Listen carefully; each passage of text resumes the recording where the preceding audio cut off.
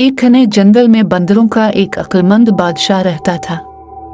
एक दिन उसने सबको इकट्ठा किया और कहा, ये जंगल खूबसूरत है, मगर दरख्तों में जहरीले फल और तालाब में भूत हो सकता है। मेरी इजाज़त के बगैर ना कुछ खाओ ना पियो। अगले दिन एक बंदर प्यासा हुआ और बादशाह से इजाज़त लेने गया।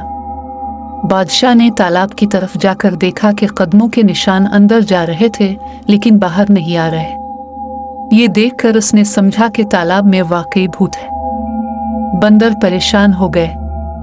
बादशाह ने उन्हें तसल्ली दी और भूत से बात करने गया। भूत ने कहा, अगर तुम्हारे बंदर तालाब में आएंगे तो मैं उन्हें खा जाऊंगा, वरना वो प्यास से मर जाएंगे।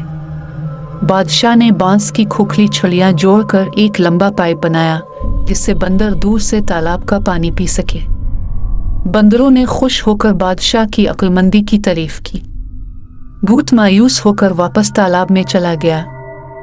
नतीजा, मिलकर हर मुश्किल का सामना किया जा सकता है।